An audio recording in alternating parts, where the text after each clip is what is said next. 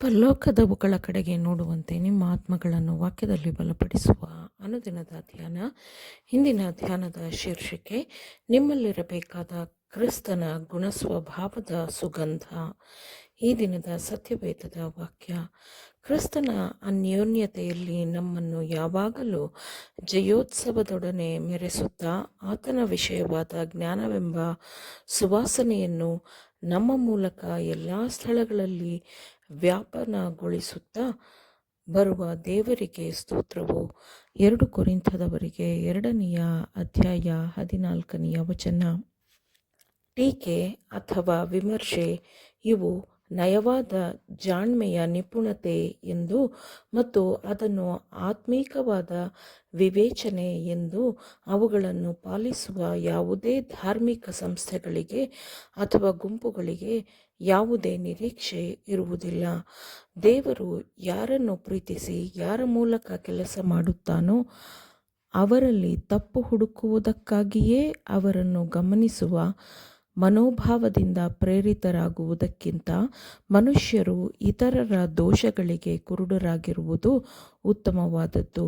ಸ್ವಾರ್ಥ ಉನ್ನತಿಯ ಬಗ್ಗೆ ಚಿಂತನೆಯನ್ನು ಹೊಂದಿರದೆ ನಾವೆಲ್ಲರೂ ನಮ್ಮನ್ನು ತಗ್ಗಿಸಿಕೊಳ್ಳಬೇಕು.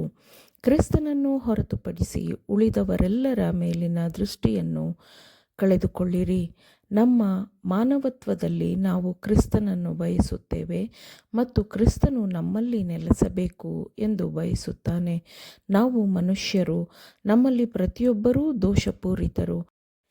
ಮಹಿಮೆಯ ನಿರೀಕ್ಷೆಯಾದ ಕ್ರಿಸ್ತನು ಹೃದಯದಲ್ಲಿ ನೆಲೆಸದಿದ್ದರೆ ನಮ್ಮ ಜೊತೆ ಕೆಲಸದವರನ್ನು ನಮ್ಮ ಮಾದರಿ ಮತ್ತು ಚಿಂತನೆಯ ಪ್ರಕಾರ ಅಂದಾಜು ಮಾಡುವಾಗ ಅಥವಾ ಅವರನ್ನು ಪರಿಗಣಿಸುವಾಗ ನಾವು ದೊಡ್ಡ ತಪ್ಪುಗಳನ್ನು ಮಾಡುತ್ತೇವೆ. ದೇವರು ಎಲ್ಲವನ್ನೂ ಆಳವಾಗಿ ಪರಿಶೀಲಿಸುತ್ತಾನೆ. ಒಳ್ಳೆಯದೆಲ್ಲವನ್ನೂ ಆತನು ನೋಡುತ್ತಾನೆ. ಎಲ್ಲ ದುಷ್ಟತನವನ್ನೂ ಆತನು ಗುರುತು ಮಾಡಿರುತ್ತಾನೆ. ನಿಮ್ಮ ಸಹೋದರರ ಮೇಲೆ ತೀರ್ಪು ನೀಡುವ ಕೆಲಸವನ್ನು ದೇವರಿಗೆ ಬಿಡಿರಿ. ಈಗ ತಮ್ಮ ಗುಣಸ್ವಭಾವಗಳನ್ನು ರೂಪಿಸಿಕೊಳ್ಳುತ್ತಿರುವ ಯುವಕ ಯುವತಿಯರ ಬಗ್ಗೆ ಕಾಳಜಿಯು ನಿಮಗಿರಲಿ.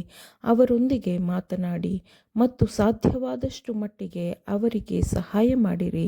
ದೋಷಗಳನ್ನು ಹುಡುಕುವ ಜ್ಞಾನವನ್ನು ಯಾರೂ ಯುವಕ ಯುವತಿಯರಿಗೆ ಶಿಕ್ಷಣ ಎಂದು ಅದನ್ನು ಬೋಧಿಸಬಾರದು. ನಿಮ್ಮ ಆಡಂಬರದ ಇಷ್ಟಗಳನ್ನು ಮೆಚ್ಚದ ಜನರಲ್ಲಿ ತಪ್ಪುಗಳನ್ನು ಕಂಡುಹಿಡಿಯುವುದನ್ನು ಯುವಕರು ಕೇಳಿಸಿಕೊಳ್ಳದಿರಲಿ. ಕ್ರಿಸ್ತನ ಸೇವಕರಾದ ಯುವಕರನ್ನು ಕಾಳಜಿ ಮಾಡಬೇಕು. ಒಳ್ಳೆಯ, ಶುದ್ಧ, ಪವಿತ್ರವಾದ ಆಲೋಚನೆಗಳ ಕಡೆಗೆ ಅವರನ್ನು ಪ್ರೋತ್ಸಾಹಿಸಿ ನಡೆಸಬೇಕು. ಅವರಿಗೆ ಕೆಟ್ಟ ಆಲೋಚನೆ ಅಥವಾ ಕೆಟ್ಟ ಚಿಂತನೆ ಇಂತಹ ಪಾಠಗಳ ಅಗತ್ಯವಿಲ್ಲ. ಇಂತಹ ವಿಷಯಗಳಲ್ಲಿ ಅವರನ್ನು ತರಬೇತಿಗೊಳಿಸಲು ಸೈತಾನನು ಸಿದ್ಧನಿರುತ್ತಾನೆ. ಕ್ರಿಸ್ತನು ನಮ್ಮನ್ನು ಪ್ರೀತಿಸಿದಂತೆ ನಾವು ಒಬ್ಬರನ್ನೊಬ್ಬರು ಕನಿಕರಿಸುವಂತೆ, ಪ್ರೀತಿಸುವಂತೆ, ಗೌರವಿಸುವಂತೆ ಅವರಿಗೆ ಕಲಿಸಿಕೊಡಿರಿ. ನಿಮ್ಮ ಸ್ವಂತ ಮಾತುಗಳು ಮತ್ತು ಕೆಲಸಗಳಲ್ಲಿ ಕ್ರಿಸ್ತನ ಗುಣಸ್ವಭಾವದ ಸುಗಂಧವನ್ನು ಇರಿಸಿಕೊಳ್ಳಿರಿ. ಚುಚ್ಚು ಮಾತುಗಳ ದೂರುಗಳು ನಿರಂತರವಾಗಿ ನಿಂತು ಹೋಗಲಿ. ಆಗ ನೀತಿ ಸೂರ್ಯನಾದ ಕ್ರಿಸ್ತನ ಪ್ರಕಾಶಮಾನವಾದ ಕಿರಣಗಳು ನಿಮ್ಮ ಹೃದಯದಲ್ಲಿ ಪಸರಿಸುತ್ತದೆ. ದೇವರು ನಿಮ್ಮನ್ನು ಆಶೀರ್ವದಿಸುತ್ತಾನೆ ಮತ್ತು ನಿಮ್ಮನ್ನು ಆಶೀರ್ವಾದವನ್ನಾಗಿ ಮಾಡುತ್ತಾನೆ. ಸಭೆಯ ಪುಸ್ತಕಗಳಲ್ಲಿ ನಮ್ಮ ಹೆಸರುಗಳನ್ನು ಸೇರಿಸುವ ಕೆಲಸವು ನಮ್ಮನ್ನು ಕ್ರೈಸ್ತರನ್ನಾಗಿ ಮಾಡುವುದಿಲ್ಲ, ಆದರೆ ಗುಣಸ್ವಭಾವ ಮಾತ್ರವೇ ನಮ್ಮನ್ನು ಕ್ರೈಸ್ತರನ್ನಾಗಿ ಮಾಡುತ್ತದೆ. ಹೃದಯದಲ್ಲಿ ನೆಲೆಸಿರುವ ಕ್ರಿಸ್ತನನ್ನು ಪ್ರೀತಿಸುವವರ ಮತ್ತು ಆತನ ಆಜ್ಞೆಗಳನ್ನು ಕೈಗೊಳ್ಳುವವರ ಮುಖದಲ್ಲಿ ಪ್ರಕಾಶಿಸುವಾಗ ಅದು ಎಂತಹ ಅದ್ಭುತವಾದ ಪ್ರಕಟಣೆಯಾಗಿರುತ್ತದೆ ಅಲ್ಲವೇ? ಅಲ್ಲಿ ಸತ್ಯವು ಬರೆದಿರುತ್ತದೆ. ಮನುಷ್ಯನು ಕ್ರಿಸ್ತನ ಸ್ವರೂಪದಂತೆ ಮಾನಸಾಂತರ ಹೊಂದುತ್ತಾನೆ.